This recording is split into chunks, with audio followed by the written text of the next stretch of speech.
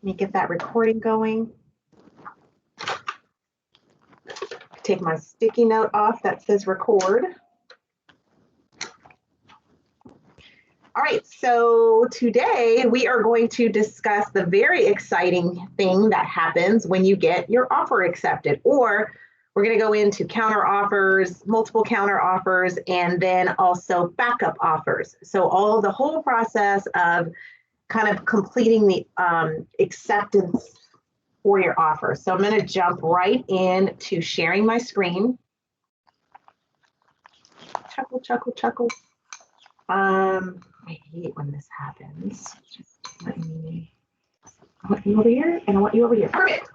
All right. So when you are in a position, if you are representing a seller or if you're representing a buyer and you've got that offer out there and you're waiting for acceptance, this is where all the magic happens right here. So it's number 32, section 32 of the RPA, and it is on page 10 of the RPA. And at the point where the seller either wants to accept the offer or wants to accept the offer with some modifications, that would mean they're going to counter the offer, then they would go ahead and sign the offer here. Now, regardless of whether they're going to counter the offer or accept the offer, they would still want to sign this and all of the other pages of the offer. Yep, that's right. You heard me. Even when you're going to counter, you would still need to sign the complete offer, but you would check this box to let the buyer know that it is subject to either an attached counter offer or multiple counter offer. So in either one of these cases, in either one of these cases, whether you're doing a multiple counter or seller counter, I just want to say it again, you would technically want to sign the entire package and send the full entire package back to the buyer. Now, you're going to tell me, Talisa, that never happens. We never get the full signed packet back. We only get the counter offer back in our inbox and the full package doesn't come back. And so like I always tell you guys, there is the way things are supposed to go and then there's kind of the way they end up happening, right? And so you may receive just your counter offer back or just the multiple counter offer back without the full packet accepted. But you should get the entire package back, or if you're representing a seller, the right thing to do would be to sign all of it and send it back. So if this box is checked, it's subject to a counteroffer. If you were doing a representative capacity agreement, meaning that the seller has the property either in a trust or an LLC, or perhaps conservatorship or power of attorney, then you would use the RCSD, or the representative capacity signature disclosure, to identify how the seller is taking title versus how they will sign the contract. Then the seller signs the contract and off you go, either into full acceptance or into the counteroffer stage. Now, when does the acceptance actually take place? Acceptance doesn't actually take place after the seller signs it. That's great. Everyone's happy. But from that point, it now needs to make its way either over to the buyer or over to the buyer's agent. If the buyer's agent signed this section right here under expiration of offer, this offer shall be deemed revoked, blah, blah, blah. And then it says a copy of the signed offer is personally received by the buyer or by, and that's where the agent's name goes. So on number 31 on your templates, you want to go ahead and make sure that you fill in your name on all of your contracts or offers, because you're going to be the one that's going to be authorized to receive the offer.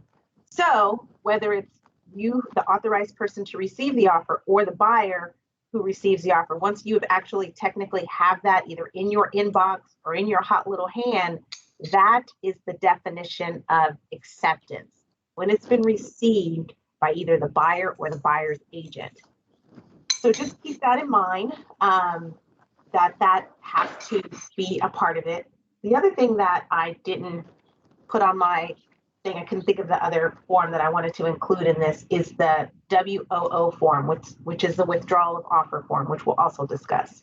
So let's say the seller signs it and another offer comes in, but they haven't sent it out or you haven't received it, then they could withdraw or pull that offer because it's not actually accepted until it has been received by the other party. Now, what happens when the seller likes most of what you've had to say and they want to accept your offer, but there are a few other terms that they don't like or that they want to clean up or clear up? Then they would want to look at doing a counteroffer. And so the counteroffer is a way for them to accept most of what you're saying, but change a few terms. The counteroffer is always going to be, you need to first say, what are you countering? Is it a purchase agreement, or perhaps you're in the stage where you're countering a counter that was a counter, which could be the buyer's counteroffer. And then you're going to have all the standard stuff, who the buyer is, who the seller is, and the property address. One of the important things that both the counter and the multiple counter have is this first section under terms, and these things stay constant across both forms. The terms and conditions of the above referenced document, so that's going to be your purchase agreement, are accepted subject to the following, which means we like everything except these things. Then these important paragraphs. The paragraphs in the offer require initials by all parties, but are not initialed by all parties, are excluded from the final agreement unless specifically referenced. So what are those paragraphs in the offer that require initials by all parties? We go back over to the residential purchase agreement. That's going to be your section 21, which is your liquidated damages, right? The thing that everybody struggles to understand. So whether or not both the buyer and seller agree that liquidated damages is going to be part of the contract, you have to have full agreement. Both the buyer and the seller have to agree. If only one signed and the other does not sign, then it's automatically removed from the contract when you have a counter or multiple counter. The same with the arbitration. Both the buyer and the seller have to agree in order to make arbitration a part of the contract. So this says, paragraphs that require initials by all parties but are not initials are excluded from the final agreement.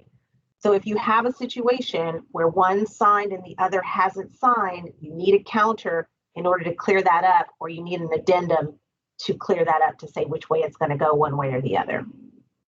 And then it also just makes it clear for everybody to understand that the down payment and loan amounts are going to be adjusted if the purchase price is either raised or lowered. So if I offered $500,000 and you countered me and said $550,000 and I was putting 20% down, then it's going to be assumed that I was put 20% down of the $550,000 as well.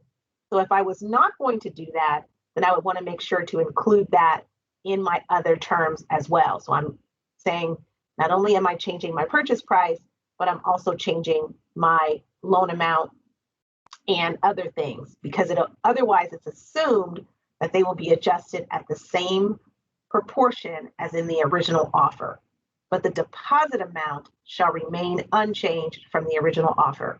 So what they're putting down as their deposit stays, but anything else gets adjusted. So those are the basics that stay across both the seller counter and the seller multiple counter, but you also have the things that you want to change, the modifications to the agreement. So here's where you would lay out any modifications. So I want to change the purchase price. You offered me $500. I really want $550. You wanted escrow to close in 30 days. I want you to close in 25 days. So you would just jot down any of the changes that you want to make to the purchase agreement here. I'm of the old school days where I like to end it with all other terms to remain the same. It is not required. Just makes me feel comfortable that somebody's not going to come under me and write in anything. It's kind of like when you write a check and then you draw the line at the end of it so that no one can come in and add any numbers or figures to that. But again, that's probably an old school practice that, again, is not required. We do want to bring to your attention, though, that when your file is being reviewed by file review, sometimes we'll type things in and then we'll get in front of our client and they'll want to add something in, so we'll write it in. If file review sees anything like that, where you typed things in and then come back later and written it in, or it looks like it's different from the original type, they will call that out because they want to make sure that you are aware that something's been added on, that the signatures went in after any additional thing was added on. You can never add on to a document after it's already been signed by one party. That's when you should go and do an addendum or reject it and do another one, but you shouldn't be adding on to a document that's already been signed by one party. If necessary, you can include an attached addenda to the counteroffer. So let's say, for instance, I was also going to include that the seller is going to remain in possession of the property. Then I would do the SIP, which is an addenda to that. Or maybe I'm asking for a credit for repairs, but I want that credit to be for closing cost. And so I'm going to put an addendum in here saying that the seller is going to credit $5,000 for closing costs. Whatever it is that I wanted to include an addendum, I can have it right here on the counteroffer and have that addenda included in. There is an expiration, and the expiration gives you till 5 p.m. on the third day. That's kind of like the standard thing. But it also says if the seller withdraws it at any time prior to acceptance, they would use the CAR form WOO, or if the seller accepts another offer prior to the buyer's acceptance. So that's important, you guys, because what you want to make sure is that whenever you get a counteroffer, think of like a ticking time bomb, basically. You have the opportunity to counter, but if the seller, one, changes their mind and decides they want to pull back because they got another offer, or they got word that they're getting another offer, or maybe the house down the street sold for more, for whatever the reason, they could change their mind and pull back. Or if they get an offer that they love so much that they just go ahead and accept right off the bat, then this offer automatically expires. So you don't really have the luxury of taking your time with the counteroffer, even though it says it expires on the third day. You've also got B and C, which also have that ticking time bomb going off in the back that you want to think about. I'm always giving the advice that if you get a counteroffer and you don't think that you can exactly accept those terms and turn that around as quickly as possible, you want to get on the phone and kind of work out whatever the details are and get that agreed upon and get your buyer's counteroffer back.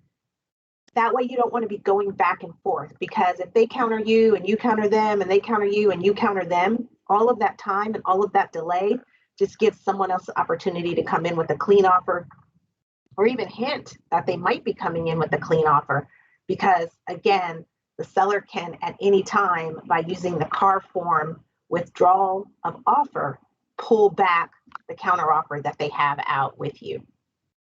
So after that, they are still, again, marketing the property. The seller has the right to continue to offer the property for sale. The seller has the right to accept any offer received prior to acceptance of this counteroffer by the buyer. In such event, the seller is advised to withdraw the seller's counteroffer before accepting the other. But again, it says advised. They do not have to. They can accept an offer at any time. So if you're working with a seller counter, after the seller signs it and sends it off to you and says, this is what we want to do, you would then want to come back and accept, I hate when that happens, sign off. And at that point, when the buyer signs it and gets it back again to the seller or the seller's agent, then we're locked in, we're in contract, we have acceptance. No one else can come in until the buyer cancels, or the buyer defaults, and then the seller has the ability to cancel. So that's how the regular seller counter offer works. But sometimes the seller gets multiple counters. And multiple offers, and they can't pick one that they like the best. They might decide to counter everything they get, but most of the time they decide to take the top 2 or 3 and go ahead and make those kind of reimagine what their offer might be. So sometimes they'll come and say, highest and best. And any buyer's agent, we hate that term, highest and best, right? Because basically that just says, I'm raising the bar, even though I know you wrote your most competitive offer ever and you stretched your buyer to the absolute limit.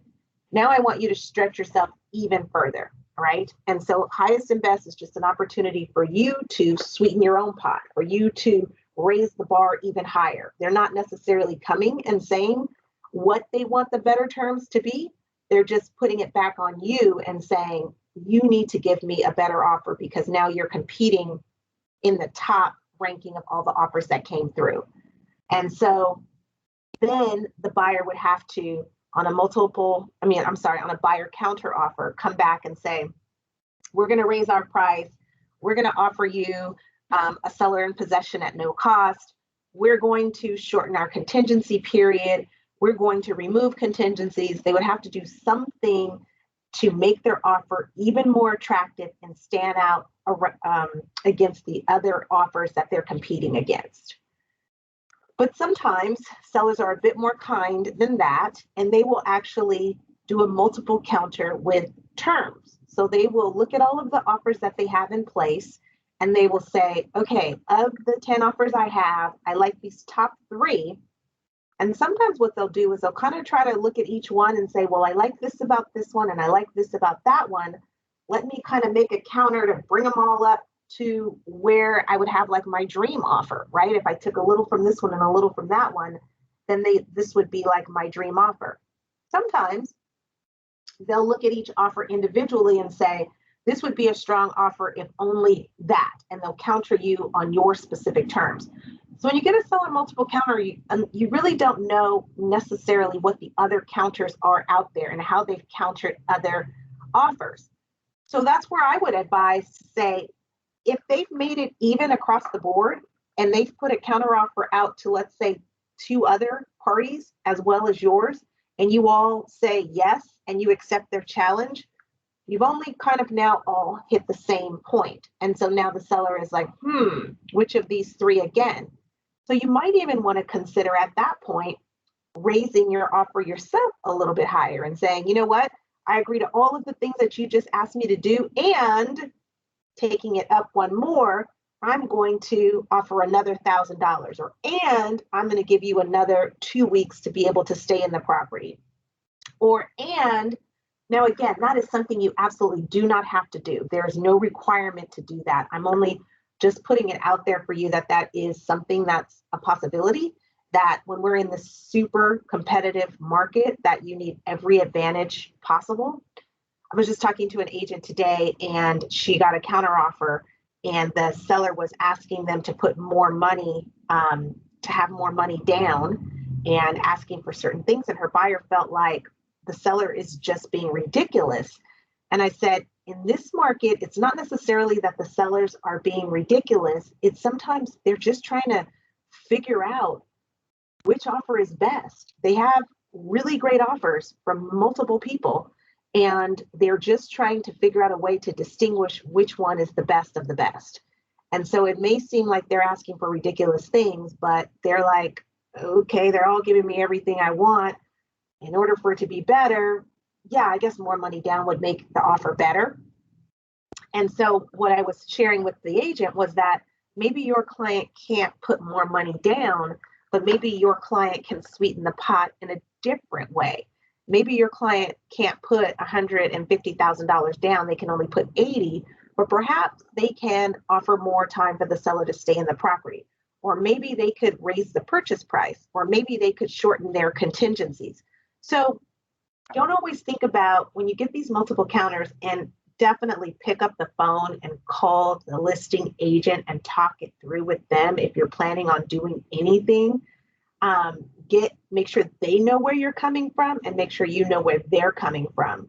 but they're not as cut and dry as you would think. Like, okay, as soon as I sign and accept it, that means I'm good. There could still be another layer on top of that. So I just want you guys to open your mind and think about when you're really in a competitive market like we are today, you might have to push it a little bit past. They sent me a multiple counter. I signed it. I returned it. So as I spoke about before, the seller multiple counter and the seller counter look pretty much the same. The top part is going to be the same. What are you countering?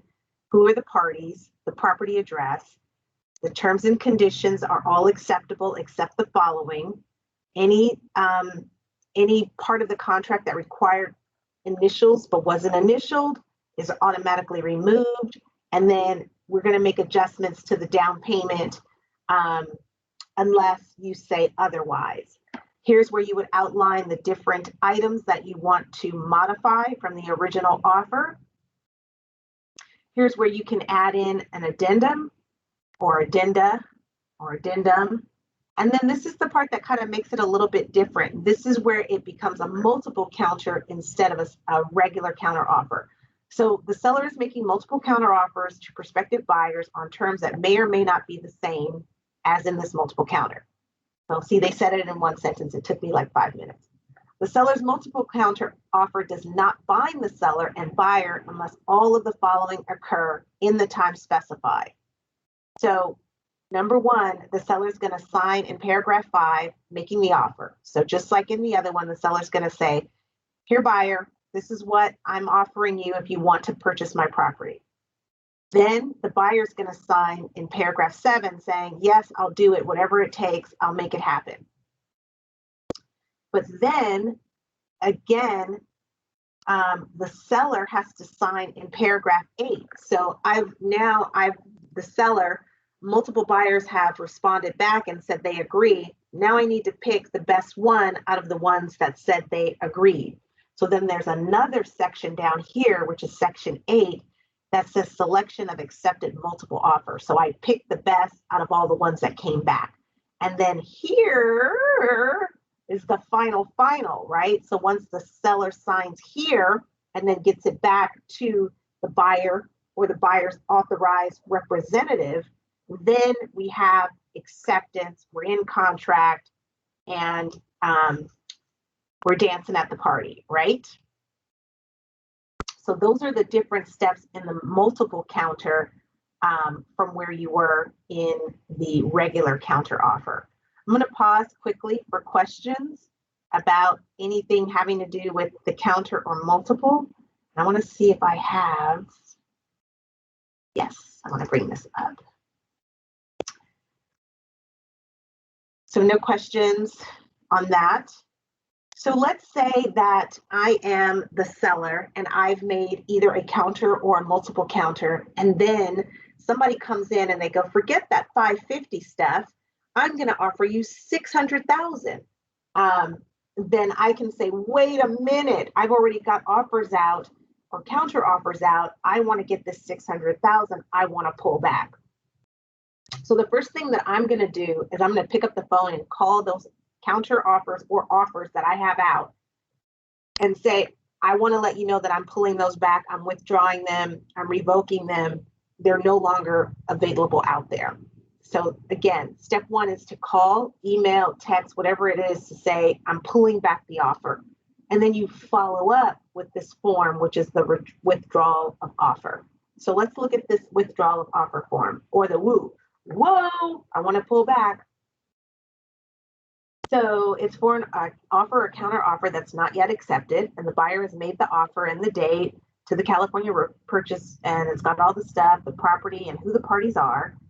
If checked, it's either the buyer or seller has issued a counter offer, and according to the terms of the counter offer, the offer has not been accepted yet. And remember, acceptance is when the other party has received it, right? The party who, the receiving party, either the agent or the representative, haven't received it. If the counter offer requires acceptance by personal receipt, the person making the counter offer or that person's authorized agent has not personally received back a copy of the counter offer signed by the buyer or seller. So that's what we're saying. Now we're saying, I want to withdraw it. So the buyer or seller making the offer withdraws and revokes it. And then if checked, confirmation of withdrawal. This document confirms that the counteroffer was orally withdrawn and revoked on. So you've already called, you've already told them, and now this is just confirmation that it's being done. You can do it with this just being going out, but the problem with doing that is, again, it's when they receive it, right? And so they could argue that they signed your offer before they actually received this, and the offer was already signed.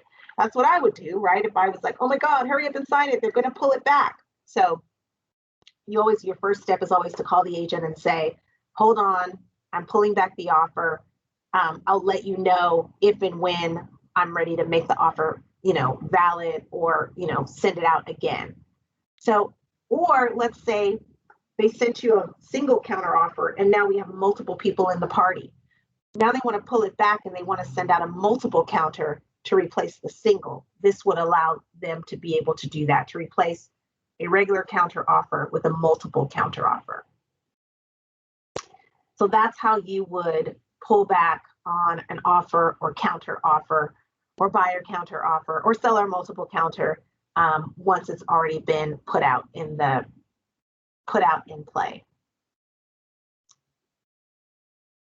Sometimes we don't win and our offer does not get accepted. And at that point, we may want to approach the other agent to be in backup position. And then sometimes we know that we accepted an offer, but we want to be doubly sure that this escrow is going to close. And so we decide to take a backup offer addendum. A backup offer period.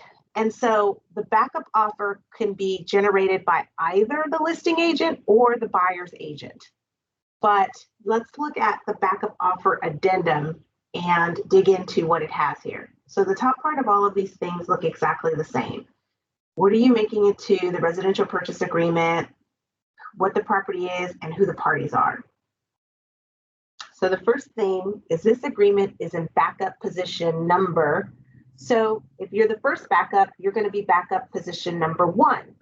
Maybe some people want to be super sure and they even want to backup number 2 or 3.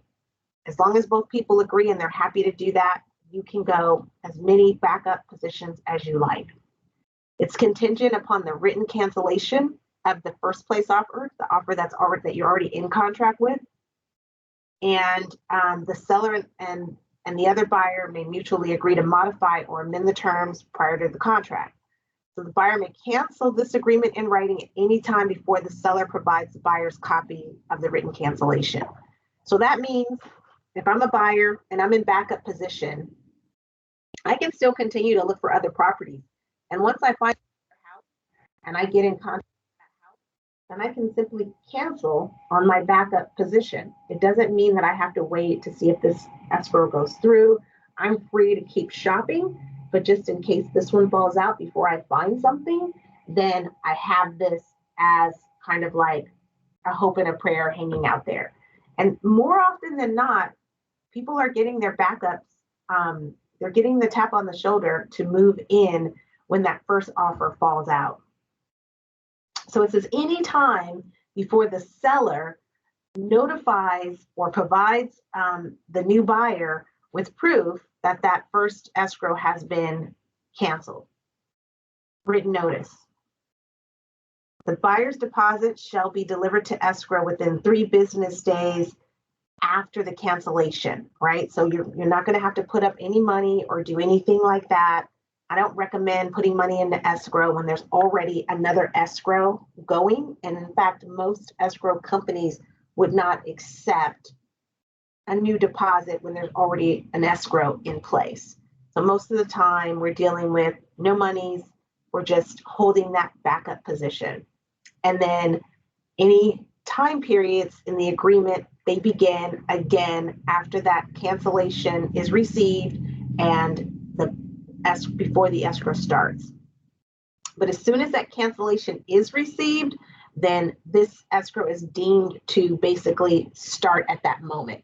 So the day 0 is the day that the seller provides you, hey, my first contract fell out, you were the backup, here's the proof that it canceled, and then that's all you need to say you are now in escrow with this new offer.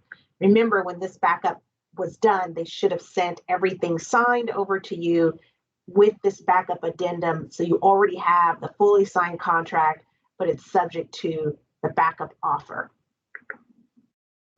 And then everybody signs and agrees. The bottom part of the form is what you use, what the seller would use if the first part fell out, to say, okay, here's my written notice to you that the deal fell through, and now you are the first place offer and we are in contract. And the terms they use is full force. That is full force. Okay. Is full force and effect. That is the term they use to say that that other offer is canceled and this agreement is now in full force and effect. Let's look back to the residential purchase agreement. So we came over here and either we signed it and said that it was accepted, or we signed it and said it was subject to an attached counteroffer, or maybe we signed it and then we attached the backup offer addendum. What happens to the ones that they didn't get accepted, they didn't get a counteroffer, and they didn't get a backup? So that's where you would come down here and you should see where the offer has been presented and the seller initials that it was presented to them and on which date, and the offer was rejected, seller initials, and then the date that the seller reviewed it and rejected the offer. So a lot of times, again, agents are not taking this step, but this is a step that should be taken. If you received 100 offers, you should have, 99 of these going out, or your rejected offers, and then you have the other offers that you've accepted or either countered. So this is the final step that should be done too. It's not required, but it is a courtesy. And as real estate professionals, we should be making sure that we complete the process to say that the offer was presented and the offer was either accepted or rejected.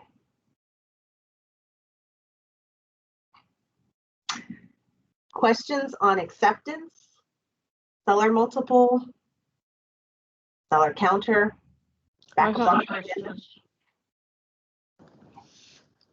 I'm confused, Lisa, and maybe you can help me with this because I've never been in this situation, but how do you end up with 100 offers? I don't know, I made that up. Well, but there are such things. I mean, how do you end up with 25 or 30? I mean, how much different could they possibly be, is my question. I think that what ends up happening, especially in the lower price points, you have probably in any given neighborhood, I would think right now in the market, you've got 30 to 40 buyers that are looking for a house under 400,000. And so they are all going to put in an offer to try to purchase that property. And so what ends up happening is they don't get that one, they don't get the second one, they don't get the 9th one, they don't get the 10th one. And now they're just writing an offer on anything that comes on the market that's in their price range.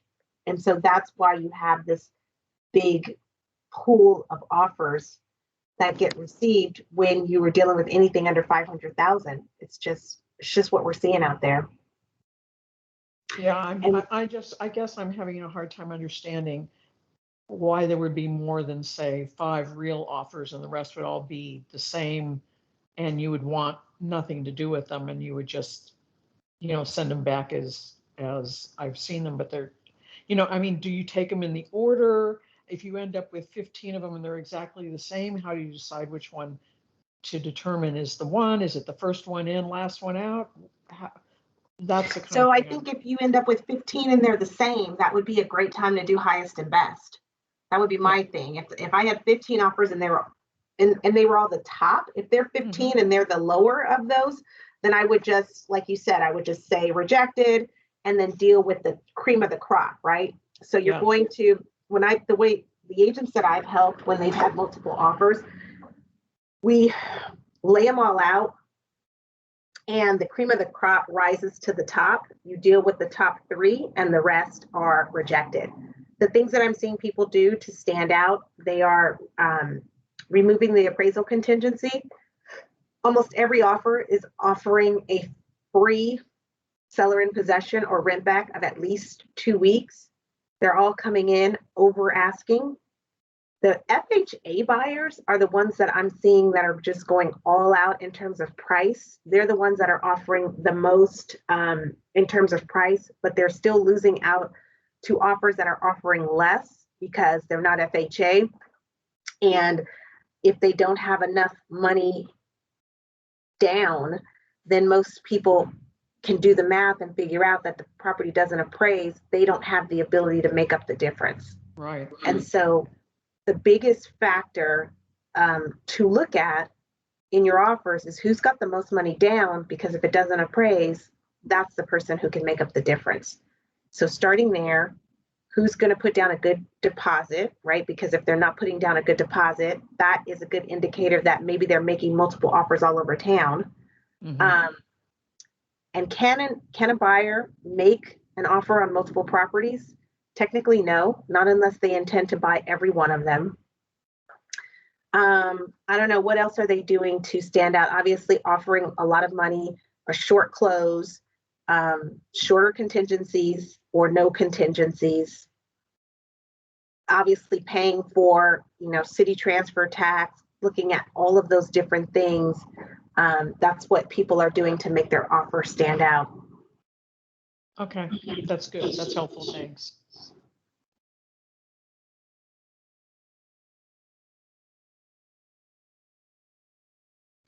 Okay, well, Talisa, this is Catherine. I have a question about a little bit, you just mentioned something about how buyers, maybe it's not a good idea to make multiple offers. But I remember in one of the meetings, someone had mentioned something about that. And then I'm also thinking about this backup offer. So let's just say a buyer has insisted on making multiple offers because they're afraid of not getting anything. And one of those was a backup. So what happens in the event that then it's their turn and their backup offer is the one that's going to be accepted and they've made another offer? What happens then?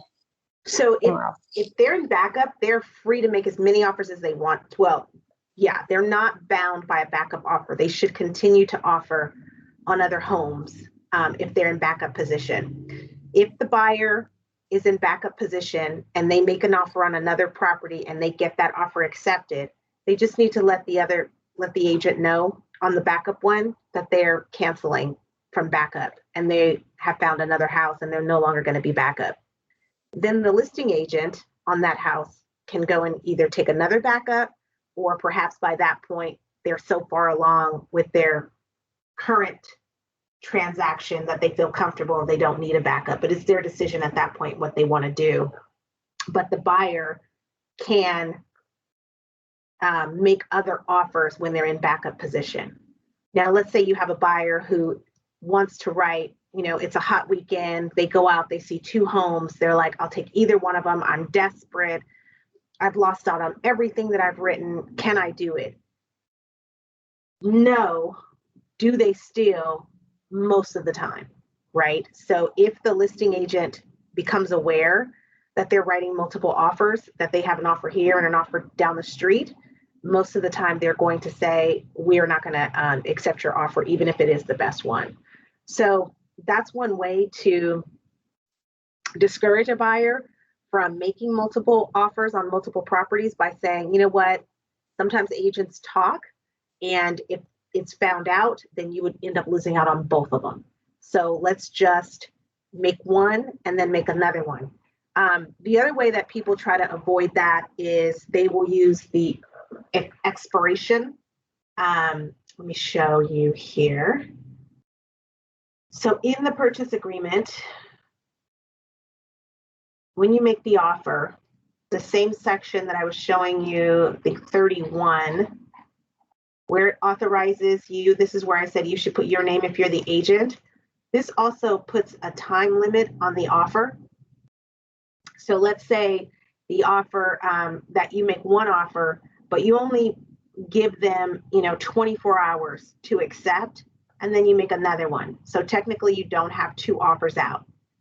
I'm not recommending that because a lot of agents, when they see that expiration, they get bothered by that as well, right? So it's just really hard to navigate through when you're trying to, in this competitive situation for a buyer. It's almost a no-win situation for the buyer. If they wait, they lose out. If they make multiple offers, they lose out. It's very difficult. If the buyer were to make two offers and one was accepted, then they would want to immediately, sorry, I thought I was sharing my screen. Then they would want to immediately, this is the expiration of offer that I thought I was showing you. If they did write two offers and one got accepted, I'm not recommending that they do that, and one got accepted, then they could come back with a withdrawal of offer on the other one and pull back if they chose to do that. It's a very difficult situation for a buyer right now. And that's why many of our agents will only have their home on the market for a short period of time, say 5 days, because they understand that buyers are needing to make offers on multiple properties. And so if there's a super long window, then that means the buyer is not going to want to offer on the property right now, because once they've made one offer, then they're stuck until they hear back before they're allowed to make an offer on another property. So they try to keep that window really short, put the property on the market on a Thursday, take offers on Tuesday, and have a decision out so they don't necessarily lose out. Okay. And then one more question that was very helpful. And I'm not sure if this is a silly question, but so let's just say you've recommended, with everything you just said, only to make one offer because of, A and B, whatever. But they really are so afraid. So let's just say, could they make an offer on their house choice number one? And then is it possible to submit a backup offer to another house without having submitted an offer? Or does the backup offer? Okay, got it. No. Thank you. It's not a silly question. It's kind of thinking outside the box. So, and I suppose you could submit your offer and then say, this is meant to be for backup, but still kind of the same thing. Yeah, it's, okay. Yeah. Perfect. Thank you. You can tell the other agent, you can say, hey, look, my client's offering on both properties. I want to be upfront with you. And, whichever one they hear from first, they're going to accept. The problem is that most listing agents will hear that and then disregard your offer. Right. So, yeah. That makes sense. Thank you so much. Well, if you guys don't have any more questions, I need to take some time to clean up my office. It's a bit cluttered. So, I know I'm funny to only myself, but at least I keep myself entertained. So yeah, that is kind of the acceptance process that you want to remember. That acceptance starts once the other party receives it. You want to remember that there is a withdrawal of offer out there. You want to remember that if your offer doesn't get accepted, try the backup offer addendum. And then remember to look to see if you've got a multiple counter versus a regular counter offer. When there is a buyer counter offer, and that's the one other thing I want to mention to you. If there's, let's say, a seller counter and you're numbering it, so seller counter number one, and then you go back and forth, buyer counter, that would be also number one, seller counter number one, buyer counters that number one, seller counter to that number two, buyer counter to that number two, right? So that could be a bit confusing in terms of the numbering process. But again, that's why I always say, pick up the phone, call. You don't want to have more than one counteroffer going this way and another counteroffer going that way, especially in this market where it's super competitive today. So that's what I have for you guys. All right. Have a really good day. Talk to you soon.